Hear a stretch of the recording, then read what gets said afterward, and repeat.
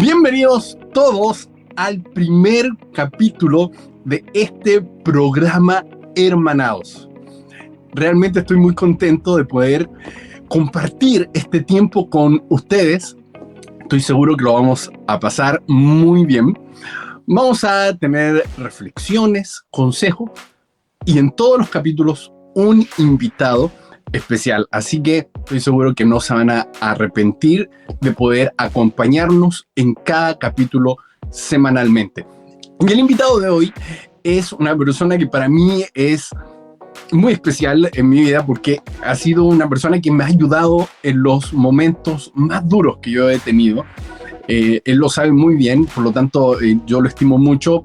Para mí tiene un cariño muy especial porque ha demostrado su amistad en esos momentos duros, difíciles, donde parece que no hay nadie y de repente aparece él como lo hacía Carlos Pinto en los programas Mea Culpa y todo eso, entre medio de la nube, ¿no? Él aparecía así, como lleno de nubes de nieblina, ¿no? Aparecía así en mi vida y me ayudaba con siempre un gran consejo.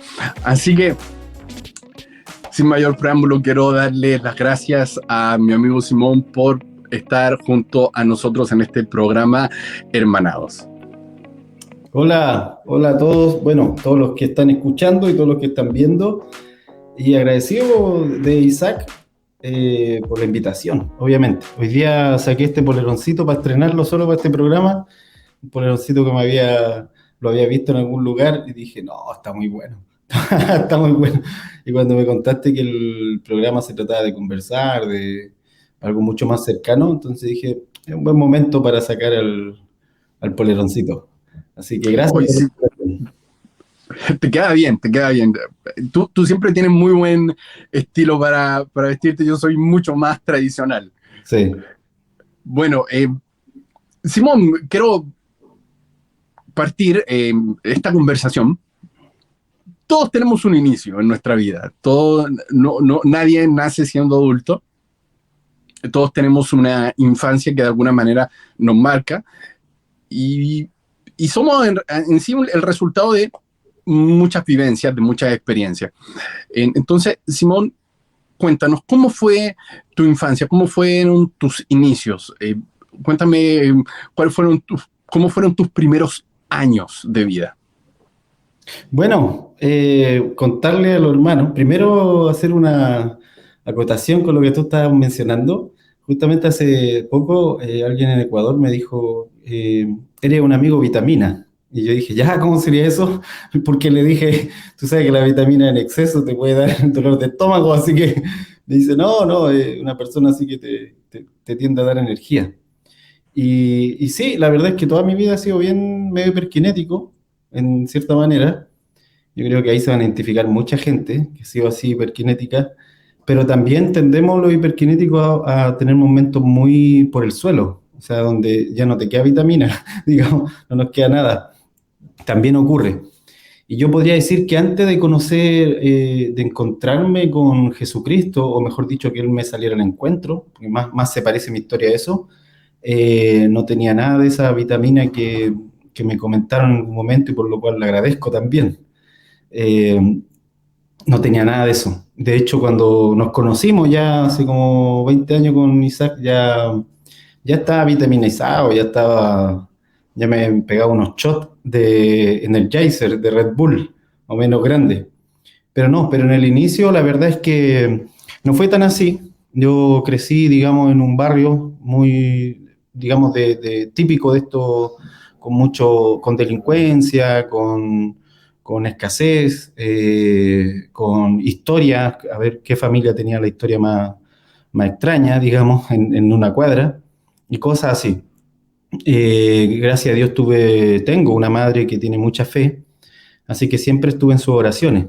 La cosa es que en algún momento, ya como a los 16, tuve mis encuentros con Dios por esto mismo, por tener familia cercana siempre que buscó del Señor. Mi abuelita también fue una persona que cuando yo era niño me llevó un par de veces a la iglesia, siendo muy niño, estoy hablando así 7, 8 años. Yo recuerdo que tuve con mi abuelita mis primeros encuentros con Dios porque ella me llevó. O sea, estoy hablando de haber recibido y haber estado lleno en algún momento del Espíritu Santo a esa edad y estar hablando en lenguas como si fuese lo más normal.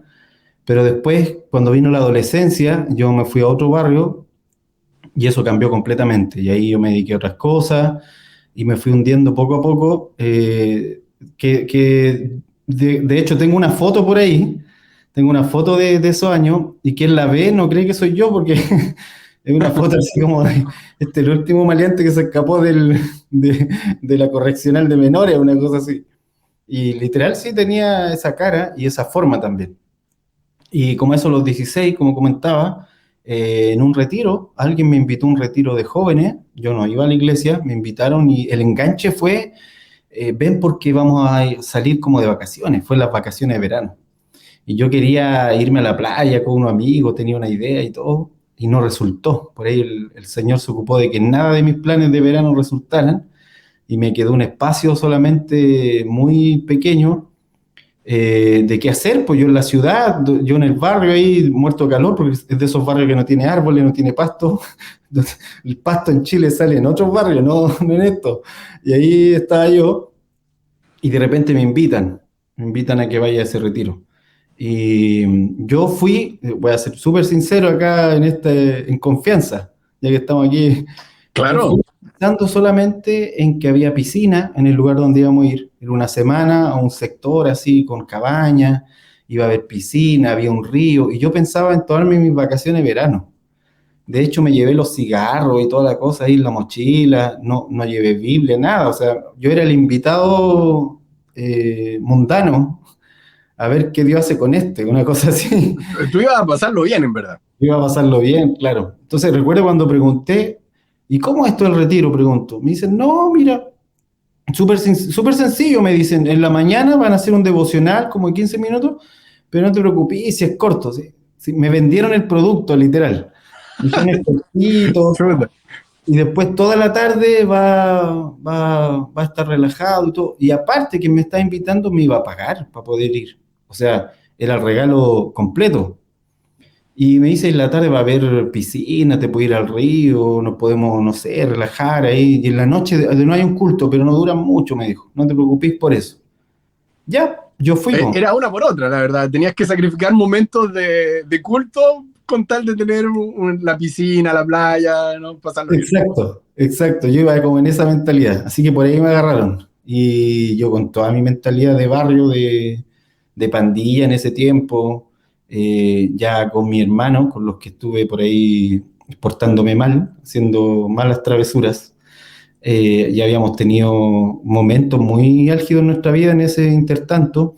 Yo creo incluso que tal vez en ese tiempo, con 16 años, yo ya estaba en una especie de depresión, porque habían cosas que no me producían ningún tipo de emoción. O sea, hace rato que no lloraba con nada, nada me daba esa sensación de sensibilidad, no había película que me hiciera llorar, ni canción, ni sentir compasión por algo.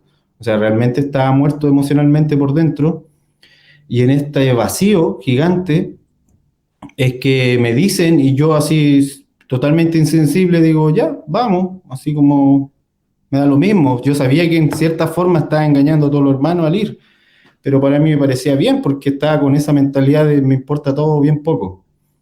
Y entonces fui y claro, a los hermanos uno los puede engañar, pero al Señor no. Y esa es la parte graciosa.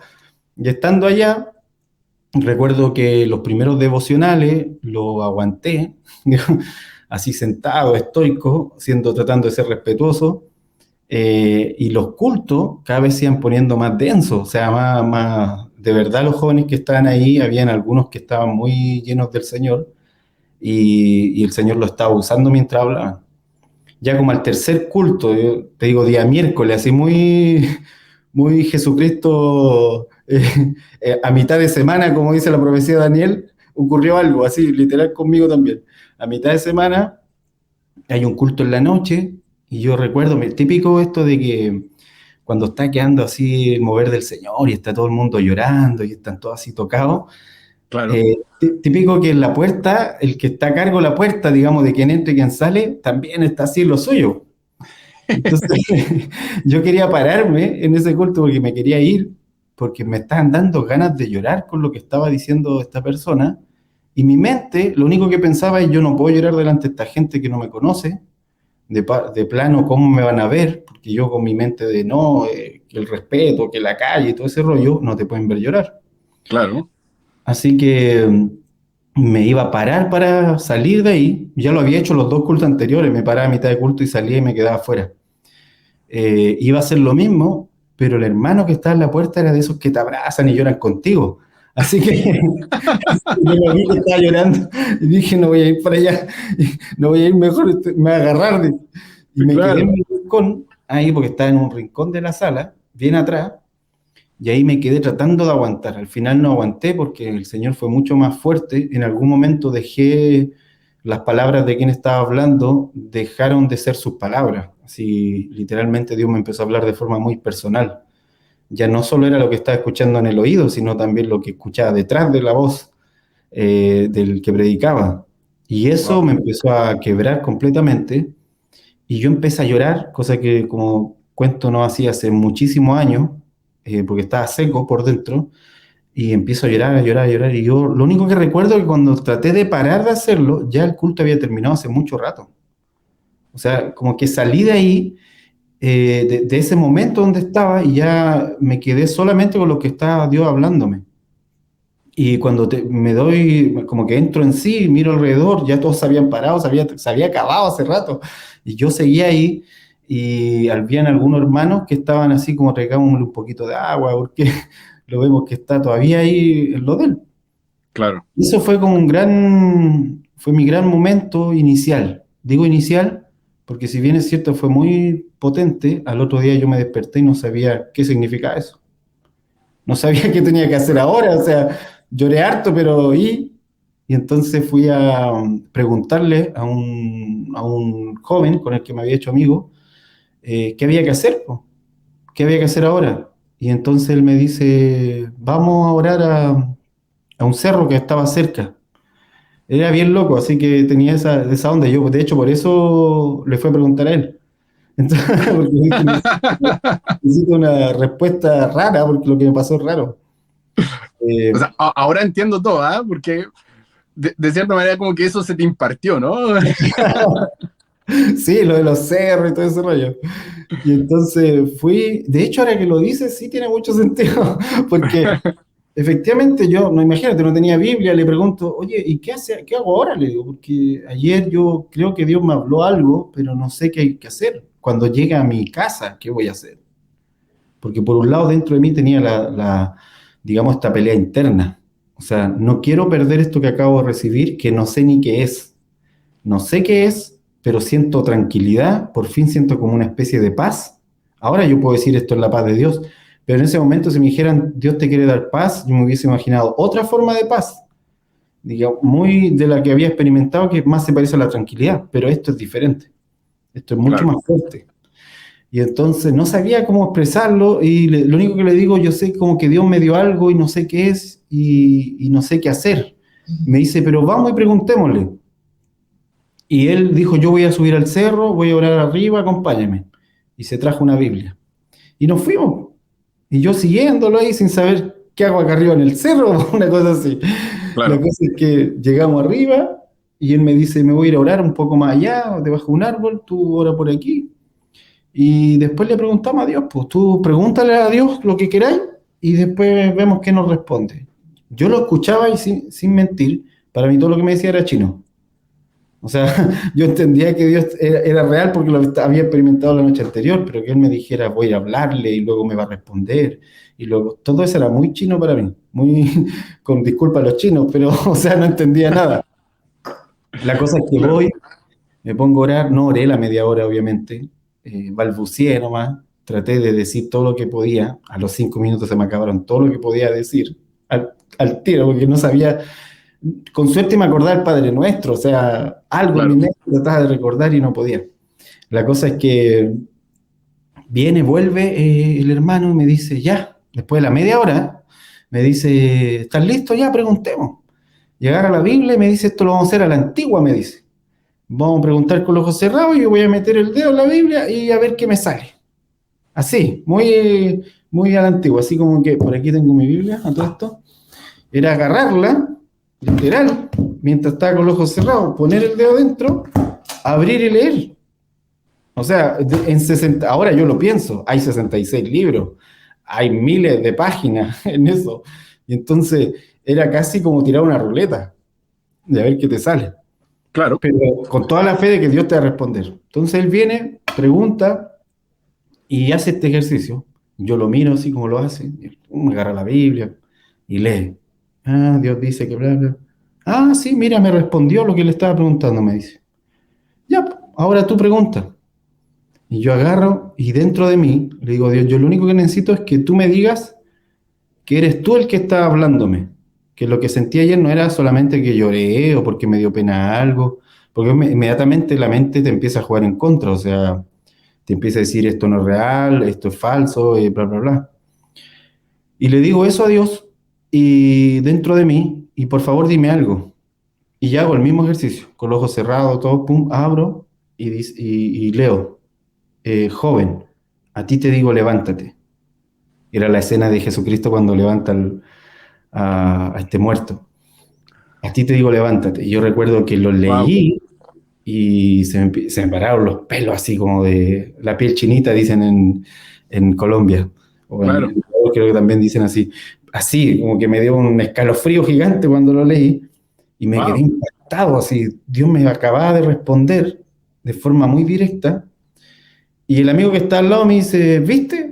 Tenés que levantarte. Me dice así, así como lo más normal. Para él era como obvio que Dios me iba a responder, pero yo en ese momento fue impactante. Y de ahí llegué a mi casa, cambié por completo, me encerré, de hecho, para no, yo sabía que no podía en esas condiciones tratar de convencer a mi amigo, aunque mi primer pensamiento fue, oh, tengo que ir a predicarle y un montón de cosas. Pero tuve la buena idea de volver a preguntar a hermanos que en ese momento reconocí que eran gente que podía decirme qué hacer y les dije, mira, este es mi asunto, yo voy a llegar ahora a mi casa de este retiro y no sé qué hacerlo porque tengo muchos amigos, me van a ir a buscar y yo, si los sigo, voy a terminar la misma que empecé antes de llegar acá, entonces no sé qué hacer. Lo que pienso es no salir a la calle, salir solo a lo que mi mamá me diga anda a comprar o algo así, pero no ir a fiestas, no ir a todo lo que hacía antes. Y una persona muy sabia me dice, sí, me dice, eso es lo correcto. Tú primero dedícate a fortalecerte, dedícate a estar fuerte en Dios, de tal manera que cuando sea necesario, Dios lo que va a hacer es traer a esas personas a ti para que tú tengas la oportunidad de hablarle. Pero no te arriesgues ahora porque estás recién formando una relación con Dios. Y me sirvió mucho ese consejo porque ahora yo mirándolo hacia atrás, yo creo que yo había tenido una experiencia con Dios, pero no había nacido de nuevo. En esos meses yo nací de nuevo. O sea, tuve un proceso de desarrollo en Dios, casi como en el vientre, para nacer de nuevo. Y me di cuenta porque ahí sí tenía un convencimiento, pero meses después, cuando me volví a encontrar con mi amigo, después de haberme encerrado, a todo esto el encierro me permitió desconectarme de drogas, de vicio y de un montón de cosas, de pensamientos también muy oscuros que tenía, porque ese encierro yo me dediqué a leer obsesivamente la Biblia, a orar también muy obsesivamente, claro, porque me daban ganas de salir, digamos, a tomar, decimos en Chile, aquí a beber hasta que ya se me acabe la conciencia. Todo eso, todo lo que hacía comúnmente un fin de semana y día de semana también, porque la verdad es que cuando era joven tengo algunos periodos de mi vida que no los recuerdo por lo drogado que andaba.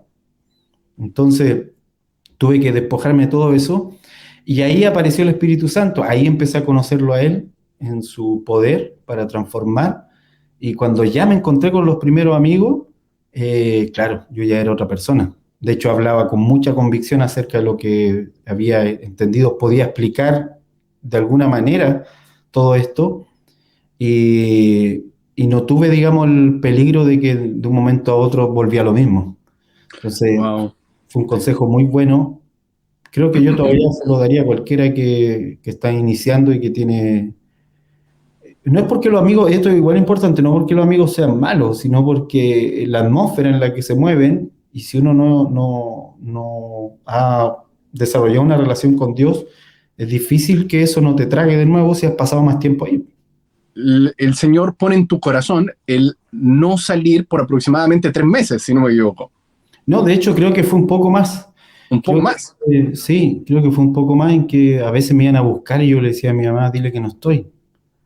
Y porque obviamente si ir a buscar, mi mamá veía dos amigos afuera, pero yo sabía que en los bolsillos de sus amigos estaban todas las dosis que no había consumido los días anteriores. Entonces, y no eran malos Claro. amigos, o sea, eran amigos reales para mí. Y de hecho, con muchos de ellos después mantuve contacto, pero ya después con la fortaleza de que ellos puedan saber quién eres tú, que cambiaste y que digan, ok, acepto a esta persona que cambió y lo sigo queriendo, sigue siendo mi amigo y todo, pero tú ya tienes la fuerza, digamos, de que no te trague esa atmósfera. Y fueron más meses, fueron mucho más de 3 meses. Creo que Wow. casi un año, la verdad.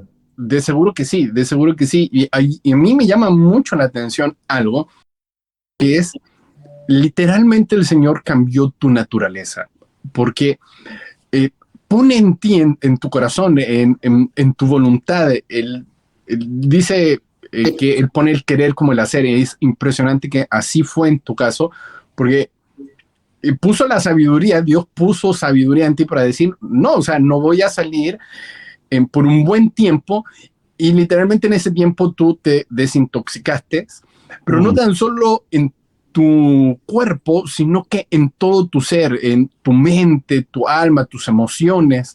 Literalmente fuiste desarraigado de una naturaleza que llevaba el hacer las cosas de una u otra manera mal, o sea, que iba de continuo al mal, y el Señor pone en ti otra mentalidad. Entonces, nadie puede decir que esto es obra de X persona, o que tú leíste un libro anteriormente y por Claro. causa de eso a ti se te ocurrió en quedarte en casa. No, sino que fue el Espíritu Santo, fue el Espíritu del Señor quien te guió para que tú hicieras eso y de esa manera, y ciertamente fue lo mejor que pudiste haber hecho. Sí, de hecho, también creo que me ayudó mucho que hacía caso a los consejos igual, cuando los preguntaba. O sea, yo sentía que necesitaba ayuda. Eh, en ese sentido, creo, tal como dices tú, que fue muy el Espíritu Santo, porque de un momento a otro, toda la arrogancia que yo sentía, ese orgullo que viene del rechazo, de hecho, que viene del dolor, que me hacía ser como era, en algún momento cuando el Señor viene y yo empiezo a llorar y se quiebra todo eso, también Él estaba quebrando ese tipo de orgullo, muy de la calle, muy de buscar el respeto por medio de una acción mucho más ligada a la violencia, ligada a bueno, a toda la subcultura de ese tipo. Y, y claro, cuando yo estaba en eso y empiezo a llorar, de hecho, esto que te comento, después no podía dejar de llorar cada vez que escuchaba una adoración, que algo que tenía relacionado con Dios hablándome, yo volvía a quebrarme. Y estoy hablando de años sin haber experimentado eso y de repente te vuelves sensible de golpe, pero solo con cosas de Dios. Entonces, Wow. eso me ayudó mucho porque, porque de alguna forma el Señor, y sé que fue Él, puso, digamos, como un grano de tener un poquito de humildad porque de otra forma no puedes sobrevivir a esto. Y entonces yo iba y preguntaba, ¿cómo hago esto? Le preguntaba a las personas que yo más o menos sabía que habían experimentado algo similar dentro de la iglesia. Me acercaba a ellos, hola, me llamo Simón, pasa esto, quería escuchar su consejo, bla, bla, bla, bla, bla. Pero hacía caso también. O sea, no preguntaba solamente para recolectar consejos, sino que hacía caso, decía, ya, voy a hacer eso. Y lo hacía así, literal, así, Claro. casi como, como Sheldon Cooper en Big Bang Theory pregunta algo y lo hace literal, así. Wow. Mira, de verdad que creo que para todas las personas que nos están viendo o nos están escuchando, eh, es muy bueno poder escucharte, porque de alguna u otra manera tú en tus experiencias estás soltando en perlas, o estás soltando secretos, estás soltando tips, por decirlo de alguna forma, que nosotros podemos seguir. Porque estoy seguro que más de alguien puede decir, alguien que ya te conoce, porque ya vamos a ir al punto de qué es lo que estás haciendo actualmente, pero los que ya te conocen pueden decir, oye, de verdad, para mí Simón es un referente, me gustaría llegar a ser como él. Y bueno, aquí te están diciendo algunas cosas que tú ya hacías en ese momento, o sea, seguir los consejos. Y creo que eso es muy importante. Luego de eso, de que tú tuviste un encuentro poderosísimo con el Señor, comienzas a caminar en fe, siguiendo los consejos, siguiendo la ayuda de diversas personas, entre ellos pastores, mentores que te fueron entrenando. Pero pregunta, de alguna u otra manera, tú siempre buscabas ir más allá, buscabas ir más profundo. Había un hambre del Señor en ti que te hacía, de cierta manera, ir tratando de avanzar en el Señor, ¿no? Hasta que tú te topaste, ¿no? De alguna manera con varias barreras quizás que tuviste que sobreponer, entre eso barreras de conocimiento, barreras estructurales, de protocolos, etcétera, y que te hacen ir entendiendo al Señor de otra manera. Cuéntame un poco de eso. ¿Cómo fue que de repente tuviste algún interés como por la reforma o por lo que el Señor está trayendo actualmente? Sí, bueno, lo primero, tal como decías tú, creo que tuve muy buenos mentores y ahí en ese sentido creo que la iglesia, el mentoreo no solo es bíblico, sino que funciona así por un asunto de hermandad. O sea, te encuentras con un hermano que pueda conocer más que tú. Esta persona puede ser un pastor, puede ser un líder o puede no ser líder ni pastor, pero es la persona que ha experimentado en Dios muchas cosas, ha tenido un caminar con el Espíritu Santo que te va regalando perlas que le costaron a él, como las ostras que hacen de la arena una perla con mucho tiempo de trabajo. Asimismo hay gente que tiene esas perlas. Y de alguna manera yo me di cuenta de eso y me pegué, digamos, a personas que pudiesen mentorearme en cierta área. Cuando era muy joven, creo que el pastor que tuve en mis primeros 10 años fue el mentor, digamos, más clave porque me enseñó mucho acerca de disciplina, me enseñó mucho acerca de, en la práctica, ni siquiera se sentó a explicármelo, o tal vez sí lo hizo, pero lo que más me quedó fue el que te obligaba de alguna forma a ser disciplinado en ciertas cosas, a cumplir lo que uno prometía, por ejemplo, a sostener las palabras que uno decía. Claro, alguien podría catalogar, no, para alguien puede haber sido un pastor estricto, pero para mí era necesario, por el tipo de vida y el tipo de mentalidad con la que yo venía, necesitaba a alguien que me enseñara en ese nivel.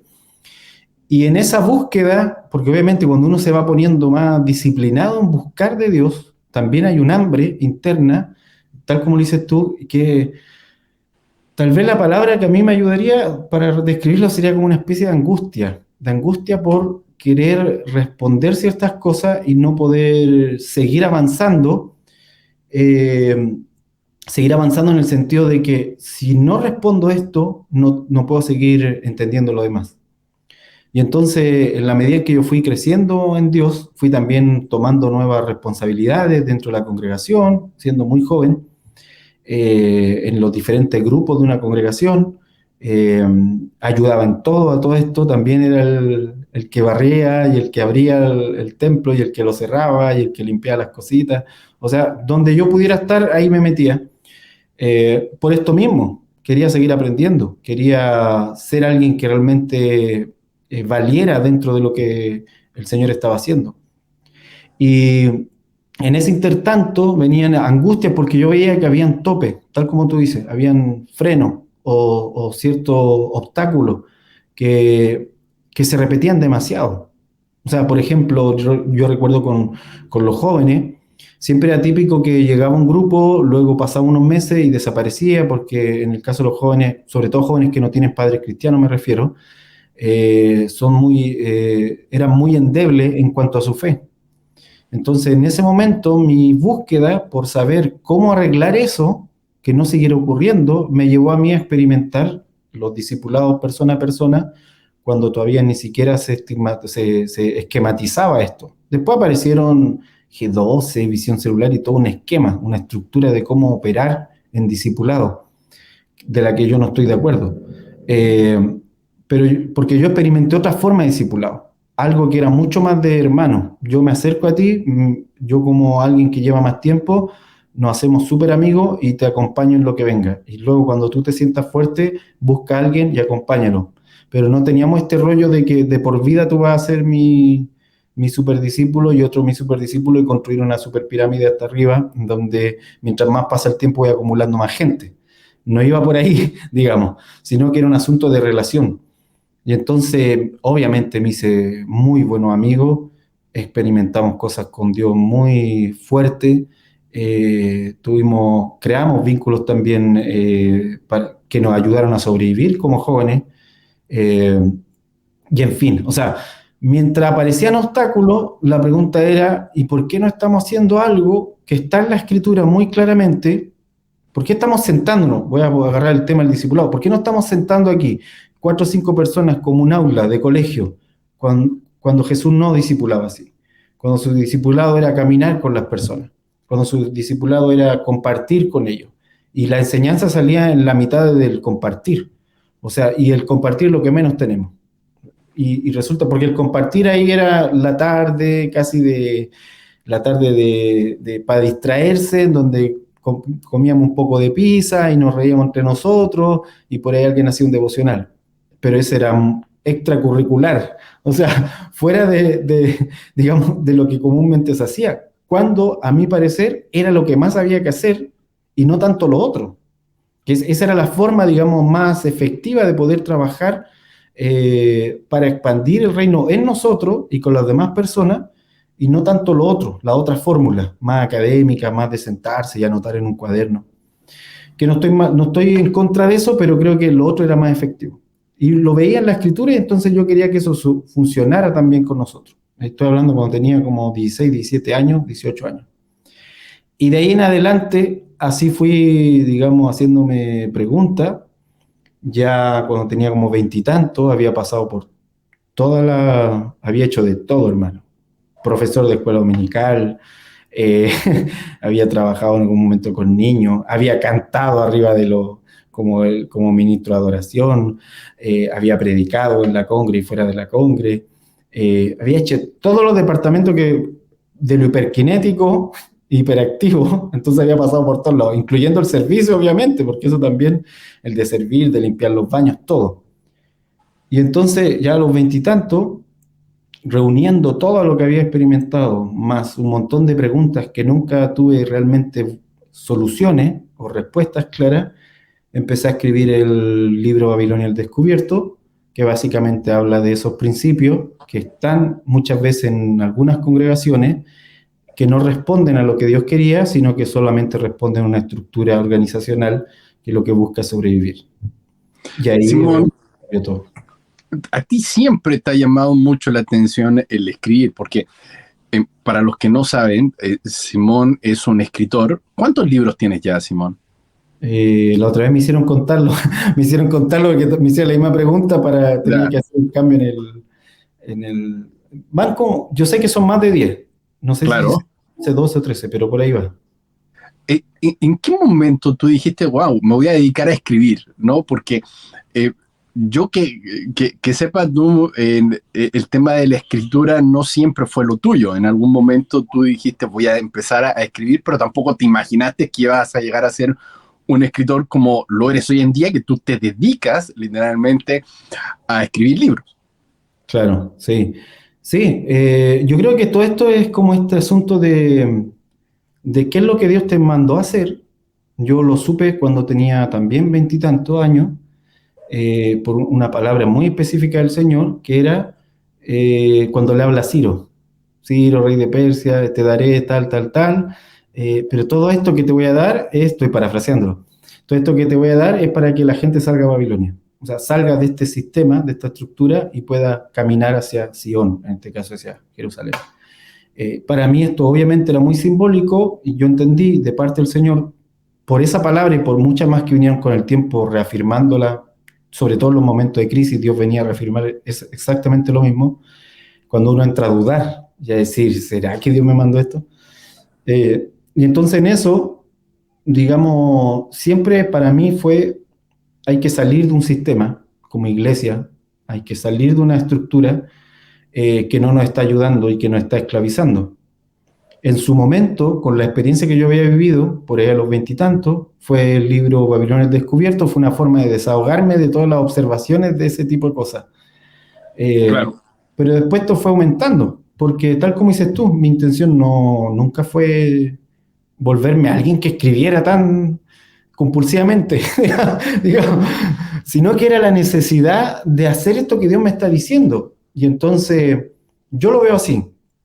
Para mí, cualquier medio que pueda usar para cumplir este propósito que Dios me mandó a hacer, lo voy a hacer.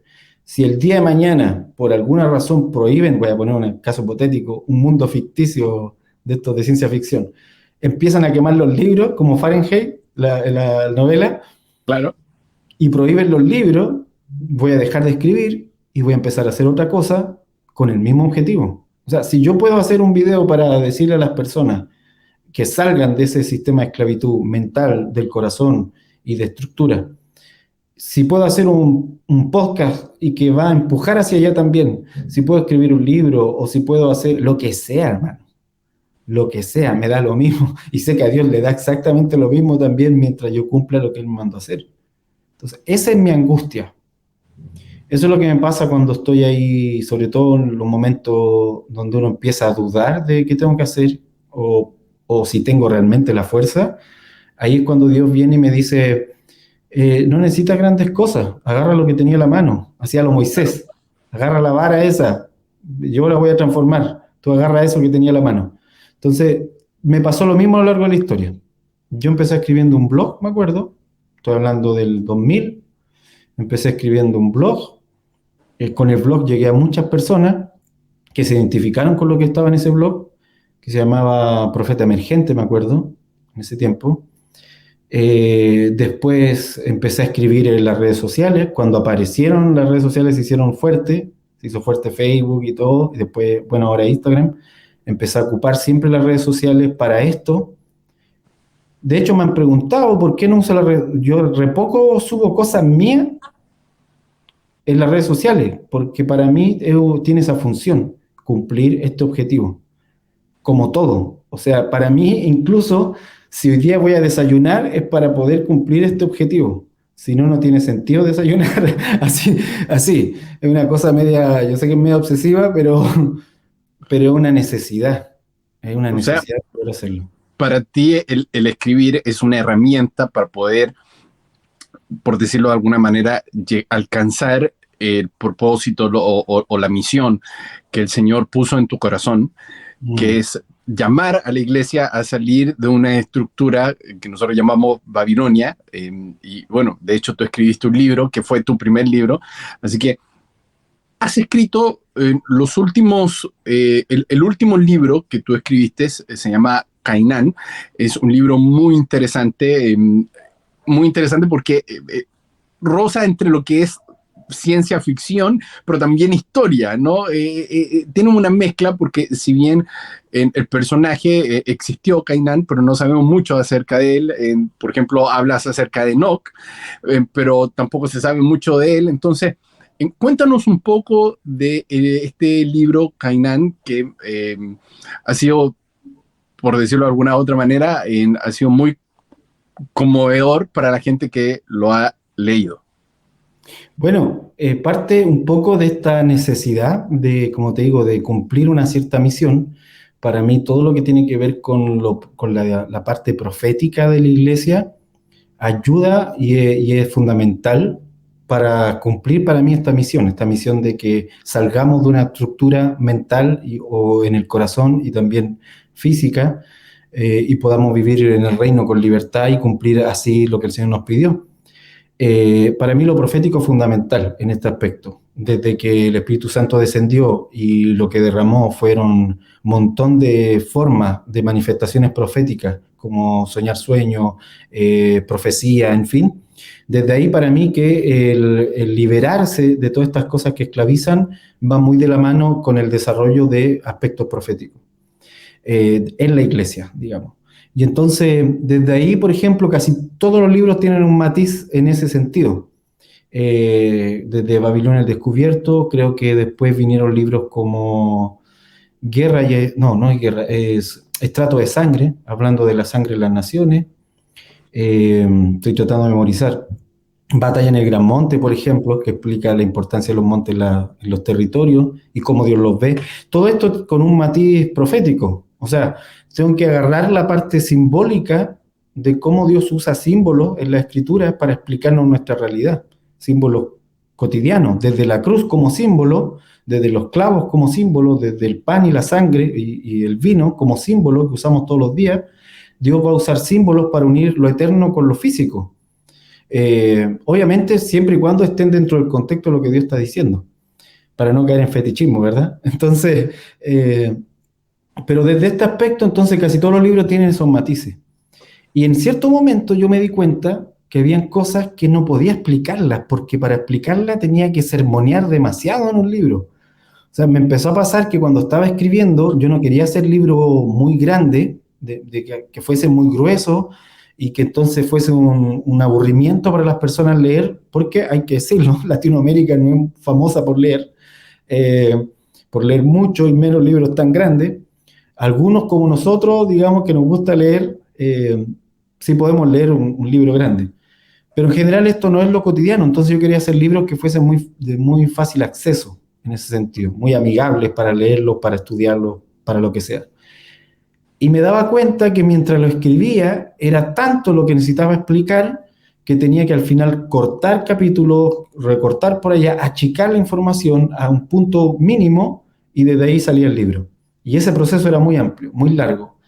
Y preguntándole todo esto a Dios y diciéndole cómo hago algo que sea más rápido, la primera respuesta de Dios fue: escribe ficción, para que con la ficción tú puedas mostrar algo en vez de sermonearlo. O sea, en vez de explicar cómo las personas pueden hablar con Dios en el espíritu, bueno, muéstralo con una historia. Y ahí empecé, digamos, a hacer esto con la ficción, que fue todo un reto. Es como hacer una parábola, en verdad.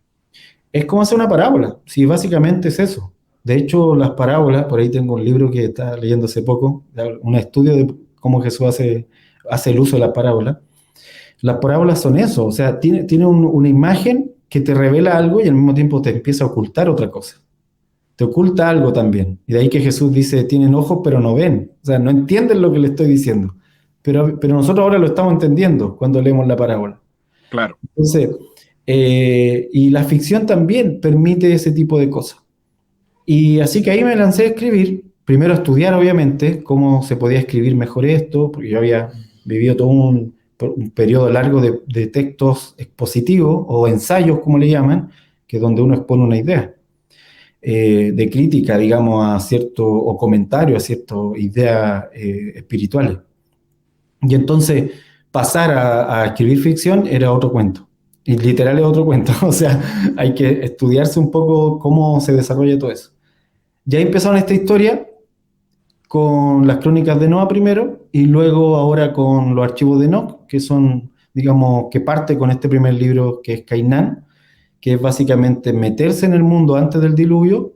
Ahí tuve como 2 años estudiando libros de ese tipo, como el de Hazer, como el libro de Enoch y algunos otros de tradición judía, para crear una idea lo más general y lo más precisa de cómo pudo haber sido ese mundo antes del diluvio. Wow.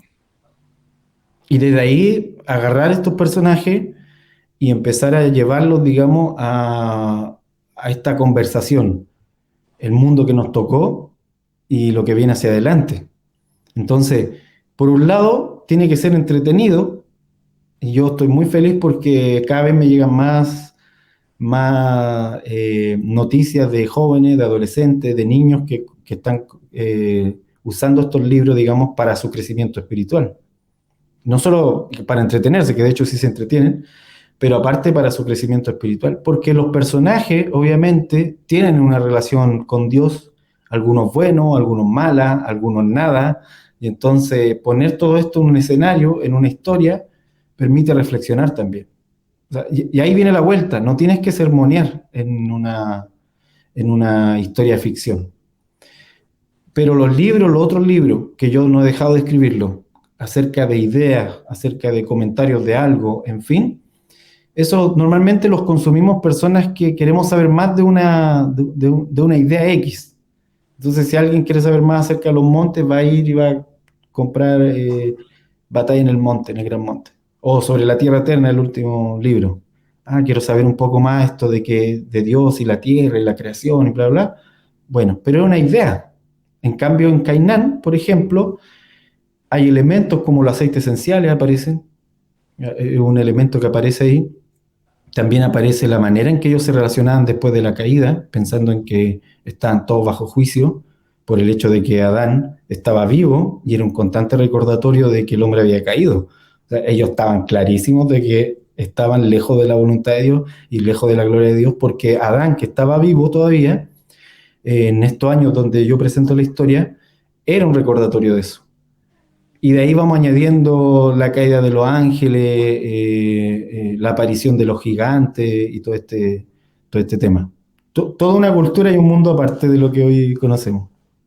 Wow, sí, de verdad te diste un trabajo tremendo al poder desarrollar este libro y tengo entendido que se vienen más, ¿no? Sí, es el primero, de hecho, de los archivos de Enoch. Wow, entonces, de verdad, creo que están muy interesantes. Y, por ejemplo, solo por decir algo, yo cuando estaba en secundaria o en enseñanza media, como se dice acá en Chile, me tocó leer muchos libros que la verdad es que para mí no tenían ningún sentido. Yo me aburría un montón porque yo soy muy selectivo para leer. Entonces, Dios santo, me hubiese gustado mucho poder haber encontrado libros como los que tú escribes para poder leerlos en esa edad, sobre todo cuando uno necesita leer, porque es muy bueno a esa edad poder dedicarse a la lectura. Entonces, ahí tienen para los que son padres y les gustaría poder recomendar algún libro para sus hijos. Creo que está, de hecho, este fin de semana estuve con unos amigos y que querían alguna recomendación de libro, yo les recomendé tus libros, Simón. Así que, mira, antes de terminar, me gustaría ir a la última sección de esta entrevista, que es en las recomendaciones o Ujú. los consejos. Entonces, me gustaría hacerte la siguiente pregunta. Simón, si tú te encontraras con contigo mismo, pero 10 años atrás, o sea, en el 2013, ¿no? Y tú tuvieras que darte algún consejo, ¿qué consejo te darías? Wow. Yo creo que sería un consejo igual que me darías incluso cuando tuviese 7 años. O sea, si pudiera ir más atrás en el tiempo. Y creo que para los que están en podcast escuchando, ando con un gorro que dice más fe, menos miedo. Creo que esta frase resume mucho algo que con el tiempo he entendido, y es que siempre es malo tomar decisiones basadas en el miedo. Siempre es malo dejar que el miedo te gobierne. Y si yo pudiese darme un consejo, me diría a mí mismo, Simón, ten en cuenta que vas a fracasar en muchas cosas que tú crees que no lo harás. Ten en cuenta que el fracaso es parte de la vida real. eh, que si crees en tu mente que por conocer a Dios y caminar con Él no te vas a equivocar, es incorrecto, porque en la equivocación también lo conoce. También hay una forma de Dios que aparece cuando las cosas no resultan. Y no solo equivocaciones personales, sino también desastres que te puedan pillar por sorpresa, crisis que caen encima de alguien solamente porque vino y ya, no, tal vez no va a tener explicaciones. De hecho, si lo pienso, 2013 era justamente cuando, más o menos, el tiempo en que falleció mi hermano mayor. Eh, y en ese sentido, creo que cabería mucho el mismo consejo: menos miedo y más fe. O sea, métele fe al asunto y, y deja el miedo a un lado. ¿Por qué? Porque la pena siempre tiene un miedo por debajo. La tristeza siempre se alimenta de algún tipo de miedo. Miedo, por ejemplo, cuando hay duelo, sobre todo miedo a cómo voy a vivir sin esta persona, por ejemplo. Cuando se trata de ruptura de vínculos también, ¿Cómo voy a sobrevivir ahora? Todo ese tipo de miedos van alimentando la angustia. Pero si tengo fe y cambio esa frase y digo, puedo vivir a pesar de. Yo creo que ese, de hecho, me estaba acordando ahora que tú lo estabas mencionando, en el libro Girasol, que también es de ficción, que lo usamos hace un tiempo en un colegio, tuvo muy buena cabida y los niños fueron muy ministrados, un colegio no era cristiano, así que fue interesante ese experimento. Hay una frase que recuerdo que a un niño le gustó mucho, que dice algo así, estoy parafraseándolo, dice algo así: este es lo maravilloso de la resurrección, que cuando tú estás en lo más profundo del abismo, lo más profundo de lo oscuro, cuando dices me morí completamente, o sea, ya no hay movimiento en mi hueso, no hay movimiento en mi mente, nada, mi corazón dejó de palpitar. Cuando estás ahí, todavía puedes decir, pero puedo dar un paso más, pero puedo volver a respirar, pero puedo volver a sentir mi corazón latiendo. ¿Por qué? Porque ese es el poder de la resurrección. O sea, decirme que siempre hay un día más. Entonces, creo que eso resumiría, yo creo que algo necesario de no olvidar, no olvidar. Siempre métele fe y quita el miedo. Cámbialo, o sea, deshazte del miedo y métele fe. Y esto no es pensamiento positivo, porque no es fe en uno mismo, es fe en Dios, en que Dios está ahí, no se ha ido y va a hacer todo, absolutamente todo lo que dijo que iba a hacer, lo va a cumplir. No de la manera que uno se le ocurre, obviamente, no de la manera que uno quisiera. Soy yo el que tengo que cambiar mis ideales, porque Dios sí lo va a hacer, pero de otra manera, distinta. Y entonces creo que ese sería un buen consejo que me daría. Seguramente 2013 haya estado mitad depresión, mitad angustiado por todo lo que había pasado, y me daría ese consejo que seguramente me iban a servir los próximos 10 años. Y también me lo daría cuando chico, me lo daría siendo niño. Métele fe. Me habría ahorrado todos esos años de estar perdido. Simón, de verdad, mira, se nos hizo muy corto el tiempo y quedaron muchas preguntas, quedaron muchas cosas que de verdad podríamos haber seguido compartiendo, porque eh, la verdad es que tú eres una persona que ha tenido muchas experiencias con el Señor. Así que desde ya me gustaría invitarte nuevamente a otro capítulo para que pudiéramos comenzar a descubrir un poco más de tu vida, pero no tan solo de lo que el Señor ha hecho en ti, sino que también lo que tú piensas de en cómo estamos avanzando en como iglesia, en como personas, etcétera. O sea, hay mucho que poder comenzar a tratar y hablar y de verdad me gustaría, y estoy seguro que a las personas que hoy nos vieron les gustaría seguir escuchándote. Así que esperamos tenerte en otra ocasión. Súper. Yo recibo ¿cómo se llama? La indirecta, sí, la indirecta directa, con mucho gusto y obviamente sintiéndome honrado de ser considerado para otro programa. Así que un abrazo a todos los que escuchan y los que ven. Muchas gracias Simón, de verdad que sí, ha sido un tremendo tiempo. Nos despedimos, Simón. Vemos. Muy bien amigos, y bueno, quiero agradecerles porque este capítulo de verdad ha sido muy tremendo haber compartido con Simón, con ustedes. Y bueno, creo que la reflexión ya está de más fe, menos miedo.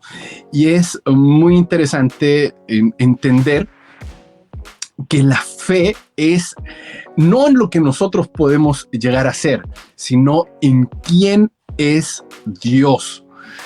Porque de verdad, Él es todopoderoso.